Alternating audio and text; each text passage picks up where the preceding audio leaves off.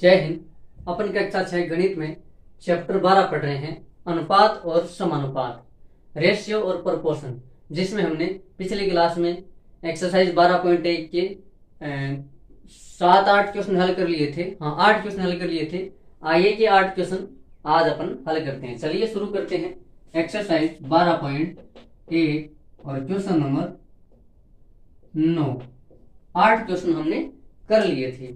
देखिए 9वां क्वेश्चन है, एक विद्यालय में 3300 विद्यार्थी और 102 शिक्षक हैं। शिक्षकों की संख्या का विद्यार्थियों की संख्या से अनुपात। देखो शिक्षकों की विद्यार्थियों की संख्या कितनी है, कुल विद्यार्थी 3300, शिक्षक कितने हैं 102। आप देखो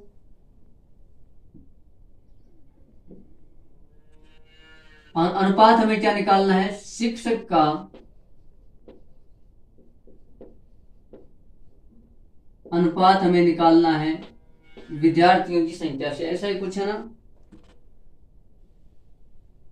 शिक्षकों का विद्यार्थियों की संख्या से, तो विद्यार्थी की संख्या।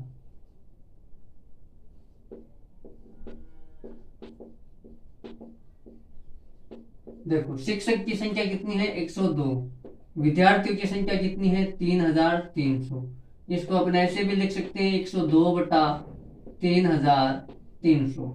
आप ये भिन्न के रूप में हो गया, इसको हमें सरल करना है क्योंकि अनुपात हमने निकाल दिया 102/3300। इसको तो अपन सरल करेंगे। देखिए 3 के टेबल से भी सरल हो रहा है क्योंकि 1 में जो 0 जोड़ेंगे तो फिर भी 1, और 1 और 2 3, 3 में 3 का भाग रहता है, मतलब पूरी संख्या में, यानी कि संख्याओं के योग में 3 का भाग रहता है, तो संख्या में भी 3 का भाग चला जाएगा। 3 की भाज्यता का नियम है, 3 और 3 6, तो 6 में 3 का भाग रहता है, मतलब 3300 में भी 6 का भाग चला जाएगा। अगर ये है छोटी संख्या 3, अगर हमें पता चल जाए कि क्या इसमें बड़ी संख्या का भी भाग जा रहा है तो हमारा काम और जल्दी सरल हो जाएगा। तो इसमें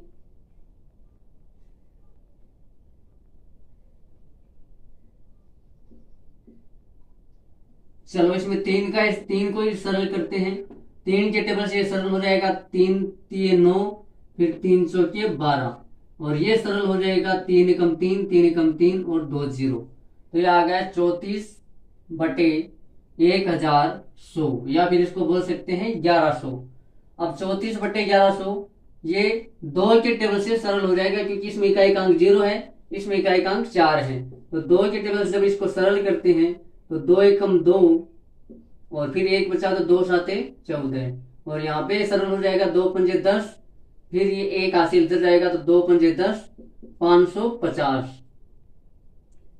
अब देखिए 17 खुद एक अभाज्य संख्या है और 55 में 17 का भाग जाता नहीं है, इसका मतलब अनुपात क्या आ जाएगा 17/550, यानी कि शिक्षकों का विद्यार्थियों की संख्या से अनुपात कितना है 17/550, ये अनुपात है। यानी कि इससे हमें ये पता चलता है कि 550 विद्यार्थियों पर 17 अध्यापक हैं।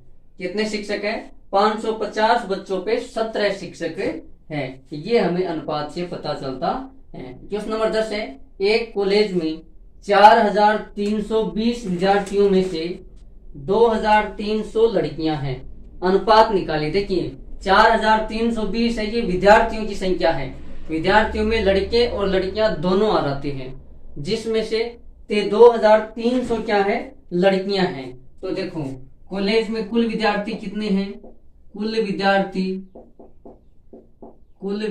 कितने हैं 4320, और लड़कियां कितनी हैं, लड़कियां हैं 2300, तो लड़के कितने हो जाएंगे, लड़के हो जाएंगे ये टोटल विद्यार्थियों में से, इसलिए लड़के, तो टोटल विद्यार्थियों में से टोटल कितने 4320, इसमें से लड़कियों की संख्या घटा देंगे तो हमारे पास लड़कों की संख्या आ जाएगी। देखो 0 2, 3 में से 3 जाएगा 0, 4 में से 2 जाएगा तो 2। 2020 हमारे पास क्या है, 2020 हमारे पास है लड़के हैं, 2020 हमारे पास क्या है, लड़के हैं। फिर देखो अब हमें अनुपात निकालना, तो देखो ए है लड़कियों की संख्या और कुल विद्यार्थियों की संख्या। तो लड़कियों की संख्या कितनी है, 2300, यानी कि 2300, और कुल विद्यार्थी कितने हैं, 4320। अनुपात निकालेंगे तो इसको ऐसे लिखेंगे बट्टे के रूप में, तो ये बन गई भिन्न, 10 से 10 कैंसिल, और ये सरल हो जाएगा 2 के टेबल से, क्योंकि इसमें इकाई का अंक 2 है, इसमें 0 है। तो 2 के टेबल से जब अपन इसको सरल करेंगे तो 2 एकम 2, 2 एकम 2 और 2 पंजे 10। फिर ये 2 दूने 4, 2 एकम 2 और 2 छके 12। अब देखिए ये 2 और 1 3 6, ये हो गया 6 और 1 7 और 2 9, 5 और 1 6 और 1 7। तो देखो ये 3 के टेबल से सरल नहीं हो रहा, 2 के टेबल से नहीं हो रहा, ये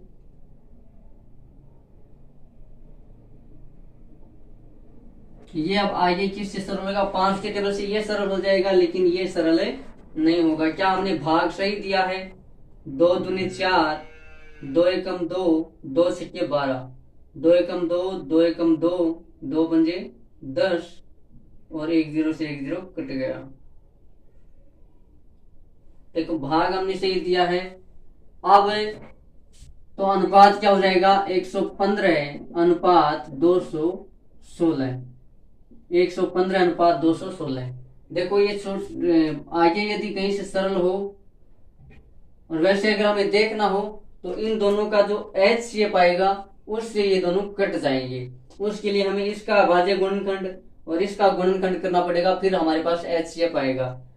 तो हम यहाँ पे देखो 115 में 2 का भाग, 5 का भाग, देखो 2 का इसमें जाता है, इसमें नहीं जाता। अब 3 का इसमें जाता है लेकिन इसमें नहीं जाता, 5 का इसमें जाता है लेकिन इसमें नहीं जाता, 4 का भी देखो इसमें तो जाता है लेकिन इसमें नहीं जाता, फिर 6 का इसमें जाता है लेकिन इसमें नहीं जाता,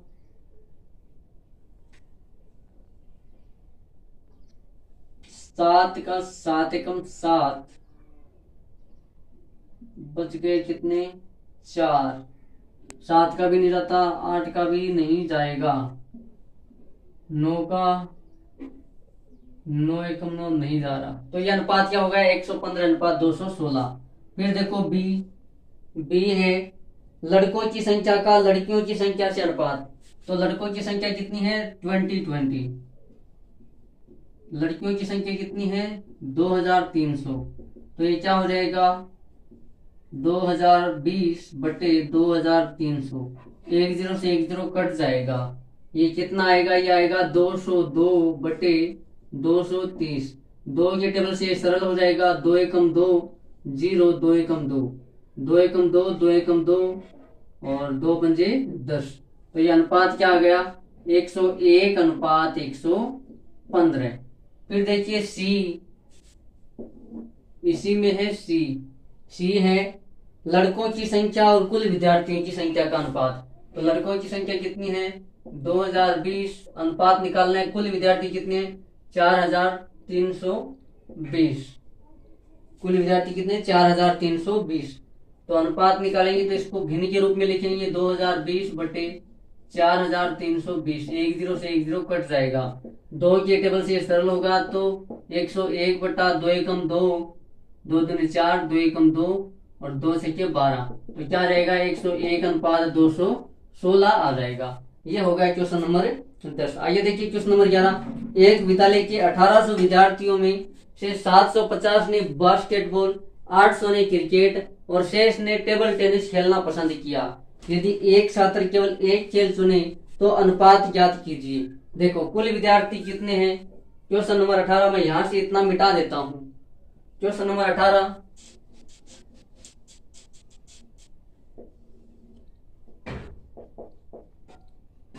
सॉरी क्वेश्चन नंबर 11, 18 कहां से हो जाएगा।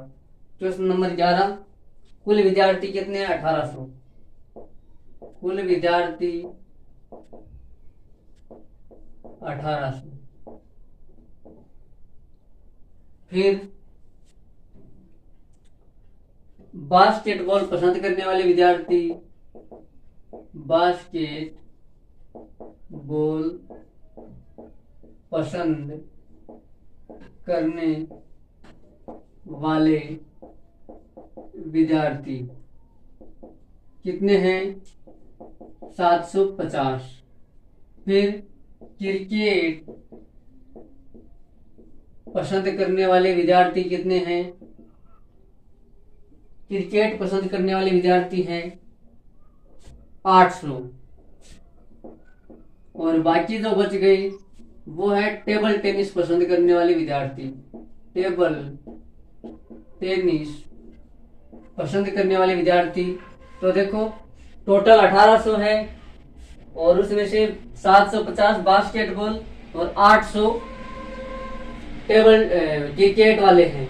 तो टोटल में से जब अपन बास्केटबॉल वाले और क्रिकेट वाले विद्यार्थी घटा देंगे तो हमारे पास टेबल टेनिस खेलने वाले बच्चे आ रहे हैं। तो देखो इनमें से जब घटाएंगे तो ये तो 1800 है ही, ये दोनों माइनस किए तो जुट जाएंगे, तो 800 और 700 1500 1550, ये कितना हो जाएगा? 1550 हो जाएगा। फिर और 1800 में से 1800 में से जब ये घटाएंगे तो ये हो जाएगा 250। ये कितना हो जाएगा? 250 हो जाएगा। टेबल टेनिस खेलने वाले बच्चे कितने हैं? 250। अब हमें अनुपात निकालना है। पहला,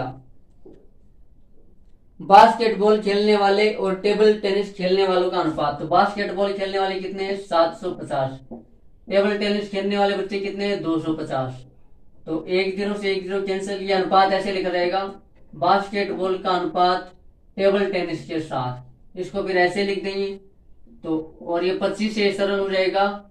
25 से कम 25, 25 दिए 75, तो अनुपात क्या जाएगा? 3/1, यानी कि 3:1 हो जाएगा बास्केटबॉल और टेबल टेनिस खेलने वाले बच्चों का अनुपात। आइए देखिए बी है क्रिकेट खेलने वाले और बास्केटबॉल खेलने वाले। क्रिकेट खेलने वाले हैं 800, अनुपात बास्केटबॉल खेलने वाले हैं 750। और इसको जो अपन भिन्न के रूप में लिखेंगे तो 800/750, 1 0 से 1 0 कट जाएगा। 5 के टेबल से जब इनको सरल करेंगे, देखो ये आ गया 80/75। और 5 के टेबल से जब इसको सरल करेंगे तो 5 एकम 5, 5 दूने 10, यह हो जाएगा 5 एकम 5 बचा 3, 5 छके 30, और 5 एकम 5 और 5 बार 25 होगा। 25 में चला जाएगा 5 बार। ये अनुपात क्या आ गया? ये अनुपात आ गया 16:15। आइए देखिए सी है। सी बास्केटबॉल खेलने वाले और कुल विद्यार्थियों का अनुपात। तो बास्केटबॉल खेलने वाले कितने हैं? 750। कुल विद्यार्थी कितने हैं? 1800। तो अनुपात निकालेंगे तो ये हो गया अनुपात। अनुपात को भाग के रूप में यानी कि भिन्न के रूप में लिखेंगे तो 1 0 से 1 0 कट गया, 75/180। और ये सरल हो जाएगा 5 के टेबल से। तो देखो 5 के टेबल में इसमें तो जाएगा तो 15 बार, और इसमें चला जाएगा 5 दिए 15, और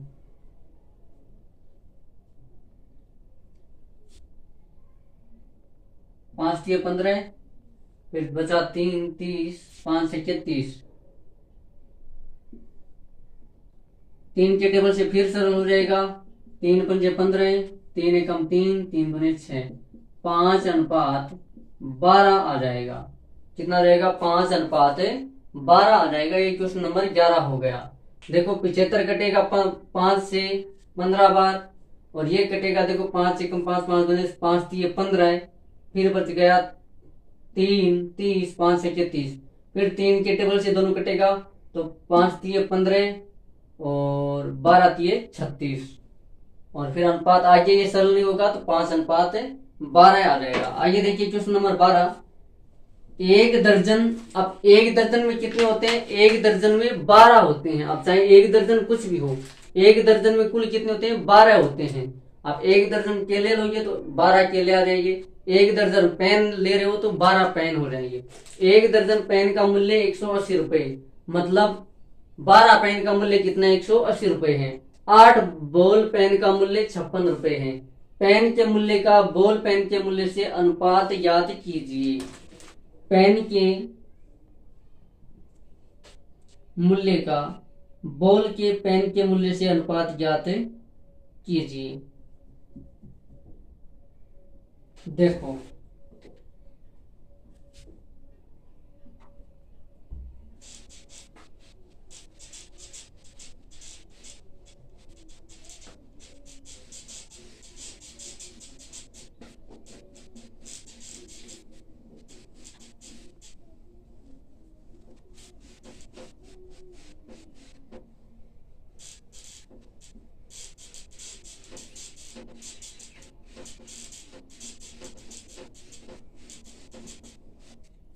क्वेश्चन नंबर 12 है, 12 पेन का मूल्य कितना है? 12 पेन का मूल्य 180 रुपए है। कितना है? 180 रुपए। तो एक पेन का मूल्य कितना हो जाएगा? एक पेन का मूल्य हो जाएगा 180 बटे 12। एक पेन का मूल्य कितना हो जाएगा? जब अपन 180 में 12 का भाग देंगे तो हमें एक पेन का मूल्य पता चल जाएगा। तो 12 एकम ये हो जाएगा 12 एकम 12, कितना बचा? 6 बच गया। 12 पंजे 60, यानी कि एक पेन का मूल्य कितना है? 15 रुपए है। एक पेन का मूल्य कितना है? 15 रुपए। फिर देखो 8 बॉल पेन का मूल्य कितना है? 8 बॉल पेन का मूल्य है 56 रुपए। तो एक बॉल पेन का मूल्य कितना हो जाएगा? अतः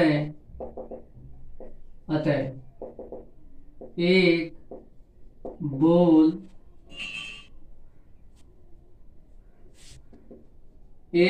पेन का मूल्य कितना हो जाएगा? 56 बटे 8, तो हो जाएगा 7 रुपए। क्या हो जाएगा? 7 रुपए। यानी कि एक पेन का मूल्य तो है 15 रुपए और एक बॉल पेन का मूल्य है 7 रुपए। अब बॉल पेन का निकालना है या पेन के मूल्य का बॉल पेन के मूल्य से अनुपात? पेन के मूल्य का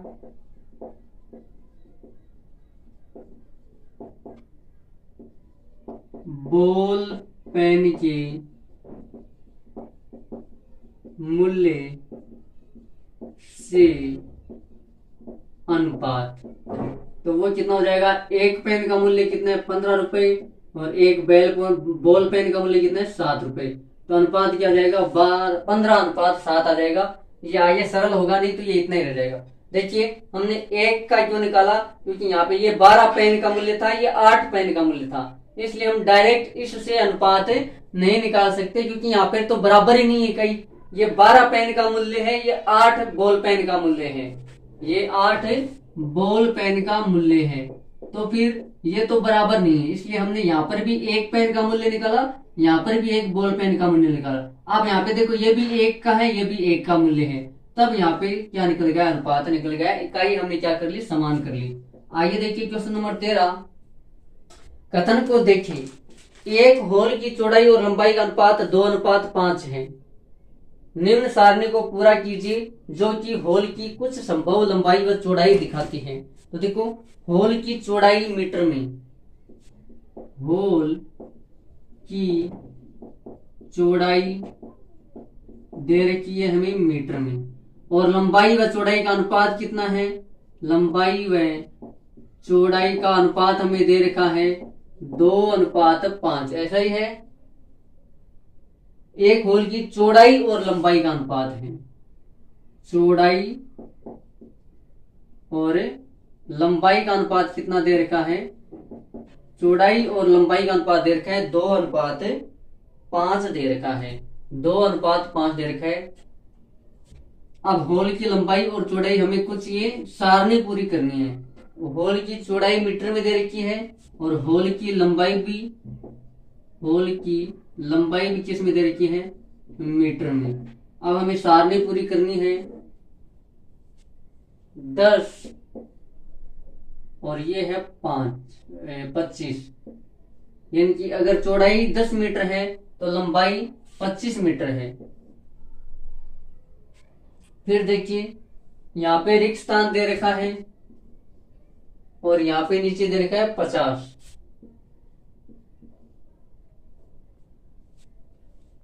देखिए ये अनुपात क्या बता रहा है, ये अनुपात ये बता रहा है कि जितनी चौड़ाई है उससे 3 गुना अधिक क्या है, लंबाई है। 3 गुना अधिक लंबाई नहीं, 3 गुना अधिक लंबाई नहीं है, 2:5 है। ये क्या है, 2:5। जैसे कि अगर ये यहाँ पे चौड़ाई, ये आगे सरल नहीं हो रहा है, यानी कि अगर टोटल 7 भाग है तो उसमें 2 भाग चौड़ाई के हैं और 5 भाग लंबाई के हैं। अगर हमारे पास टोटल 7 भाग है उसमें 2 हिस्से लंबाई के पास है, चौड़ाई के पास, और 5 हिस्से लंबाई के पास है। तो देखिए अब लंबाई कितनी है 50, तो चौड़ाई कितनी हो जाएगी, चौड़ाई हो जाएगी 20 हो जाएगी। चौड़ाई कितनी हो जाएगी, 20 हो जाएगी।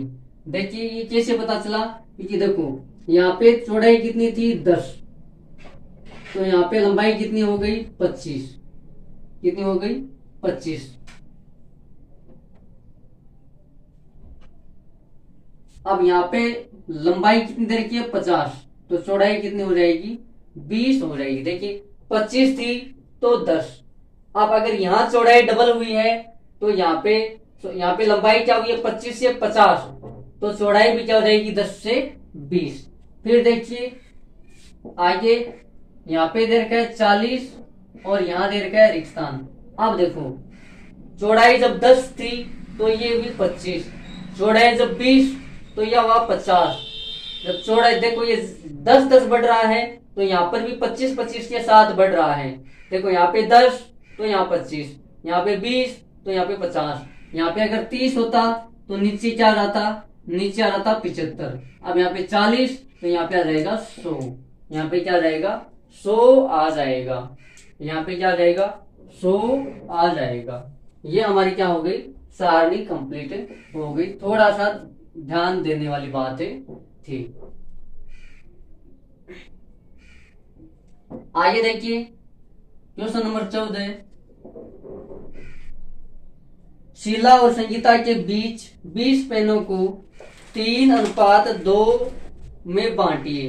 शीला और संगीता के बीच 20 पेनों को 3:2 में बांटिए। यानी कि शीला के देखो टोटल इसे कितने हैं 5। देखो 3 और 2 कितने हो गए 5। कुल पेन कितने हैं, कुल पेन 20। और अनुपात क्या दे रखा है, अनुपात दे रखा है 3:2। यानी कि कुल हिस्से कितने हो गए 5 हिस्से हो गए, जिसमें से 3 हिस्से तो आएंगे शीला के पास और 2 हिस्से आएंगे संगीता के पास, 2 हिस्से संगीता के पास। यानी कि 1/3 हिस्सा तो जाएगा, यानी कि 20 का 1/3 हिस्सा तो जाएगा संगीता शीला के पास और दूसरा हिस्सा जाएगा संगीता के पास। तो अपन क्या निकाल लेंगे 20 का 1/3 निकाल लेंगे, तो वो क्या आएगा, यानी कि शीला के पेन वो कितने हो जाएंगे 20 का 1/3। और फिर संगीता के पेन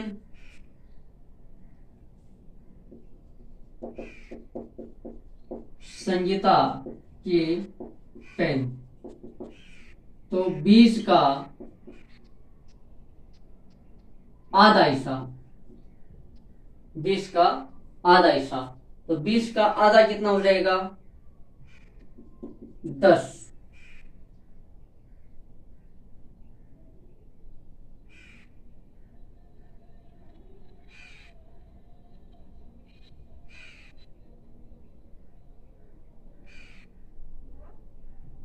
देखो यहां पे हमने गड़बड़ कर दी। देखो 5 हिस्से कितने के बराबर है 20 पेन के बराबर है। 5 हिस्से कितने पेन के बराबर है 20 पेन के बराबर है। अब हमें 3 हिस्से तो देने हैं शीला को और 2 हिस्से देने हैं संगीता को। तो देखो हम निकाल लेंगे कि एक हिस्सा किसके बराबर होगा, एक हिस्सा किसके बराबर हो जाएगा, तो जब 5 हिस्से 20 के बराबर है तो जैसे यहाँ पे निकाला था वैसे हम यहाँ पे निकाल देंगे।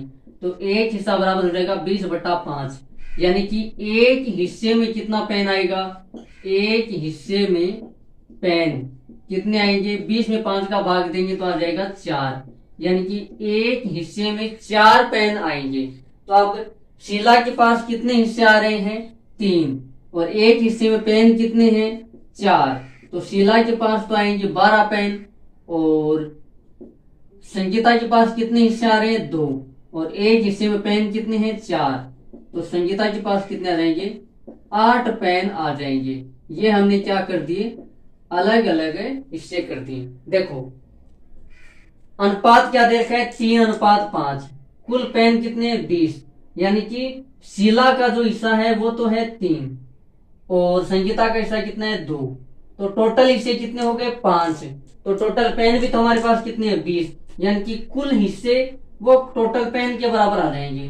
तो हम जब कुल हिस्से इतना पेन, तो एक हिस्सा अपन निकाल देंगे, तो एक हिस्से में कितने पेन आते हैं, 4 पेन, तो 3 हिस्से इसके बराबर आते हैं और 2 हिस्से इसके बराबर आता है। देखो वापस पूरे भी हो रहे हैं, 12 और 8 20 पेन हो रहे हैं। आगे देखिए क्वेश्चन नंबर 15।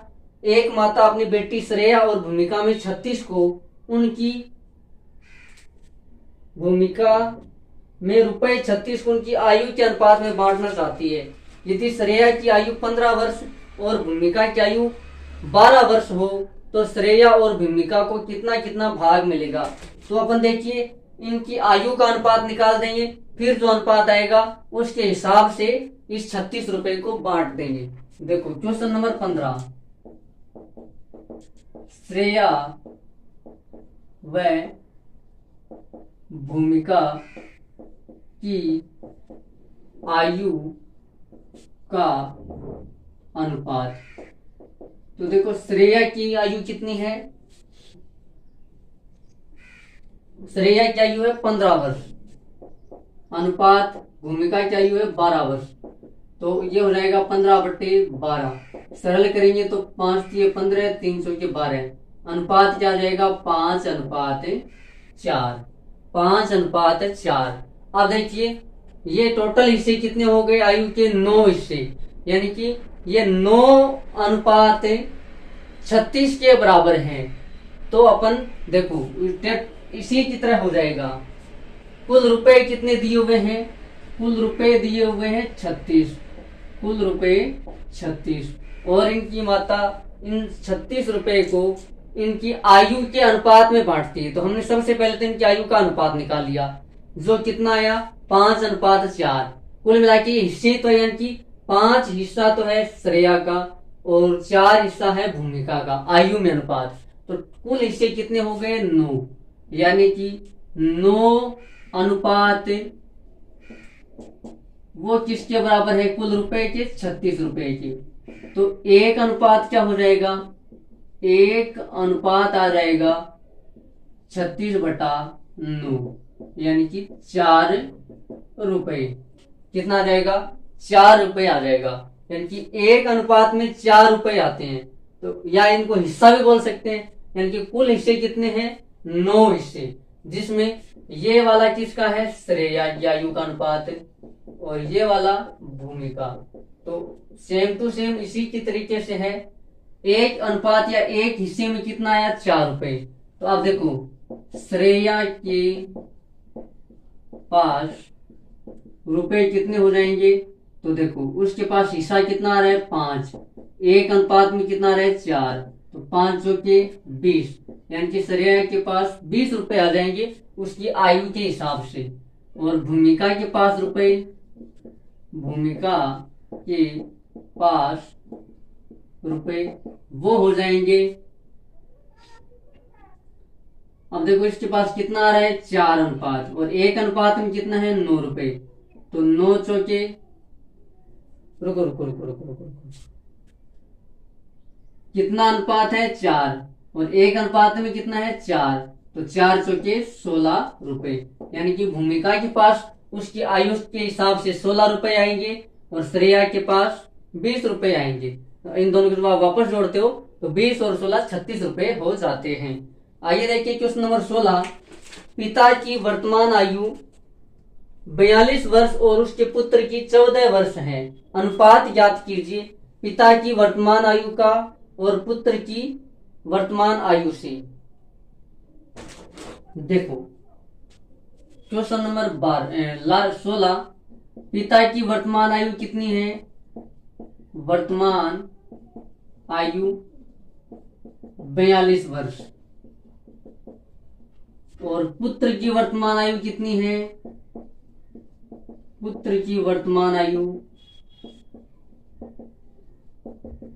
12 वर्ष है। कितने वर्ष है? 14 वर्ष है। अब हमें अनुपात निकालना है।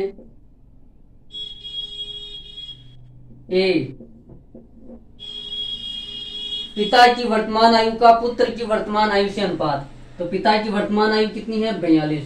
पुत्र की वर्तमान आयु कितनी है? 14। तो इसको हम सरल करेंगे तो 42/14।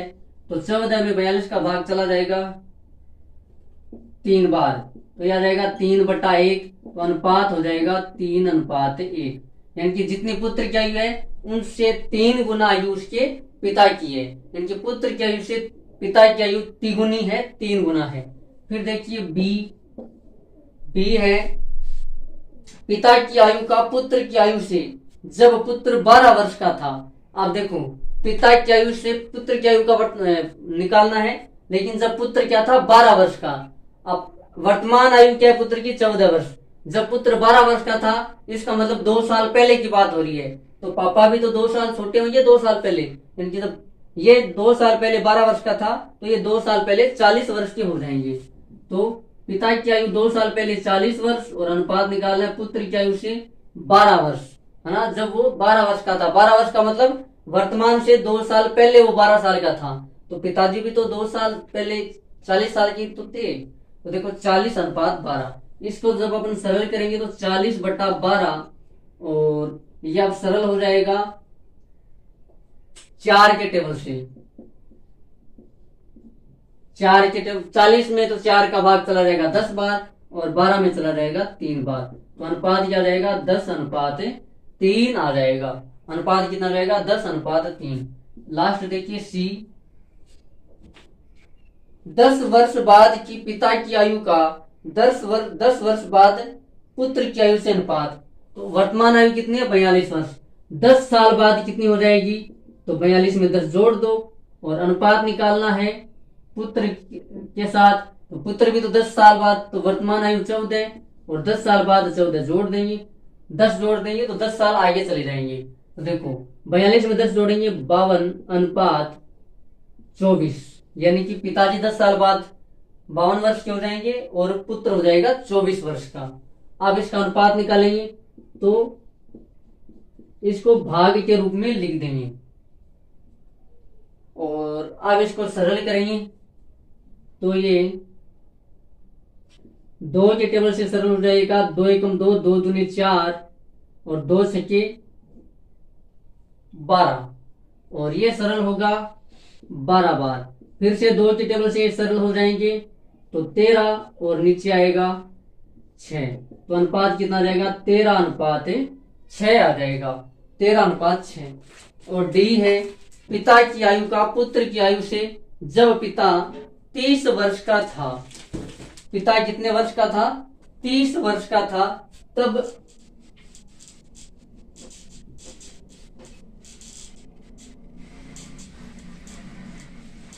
तो पिताजी 30 वर्ष के, वर्तमान आयु कितनी है? 42। डी। तो देखो पिताजी 30 वर्ष के कब होंगे? यानी कि कितने साल पहले की बात हो रही है? तो 42 में कितना घटाए ताकि 30 आ जाए? तो 12। यानी कि 12 साल पहले की बात हो रही है। कितने? 12 साल पहले की, क्योंकि पिताजी की वर्तमान आयु कितनी है? 42। 42 है जब अपन 12 घटाते हैं तब आता है 30 वर्ष, यानी कि 12 साल पहले की बात हो रही है। तो ये तो है पिता की आयु। पिता की आयु 12 वर्ष पहले। तो पुत्र की आयु कितनी हो जाएगी? 12 वर्ष पहले पुत्र की आयु 12 वर्ष पहले। तो वर्तमान आयु कितनी है? 14 है। 12 साल पहले यानी कि 12 घटा देंगे तो 2 वर्ष, यानी कि 12 साल पहले पिताजी 30 वर्ष के और पुत्र 2 वर्ष का। तो अब इनका अनुपात निकालना है पिताजी का पुत्र के साथ। तो पिताजी की 30 वर्ष और पुत्र की उस समय रही होगी 2 वर्ष। तो इनको जब हम सरल करेंगे तो 30/2, तो ये आ जाएगा 15:1 आ जाएगा, 15:1। ये हमारे क्या हो गया, क्वेश्चन कंप्लीट। और इसी के साथ अपनी एक्सरसाइज 12.1 भी कंप्लीट होती है। आज के लिए इतना ही, मिलते हैं अगली क्लास में। तब तक के लिए जय हिंद, जय भारत।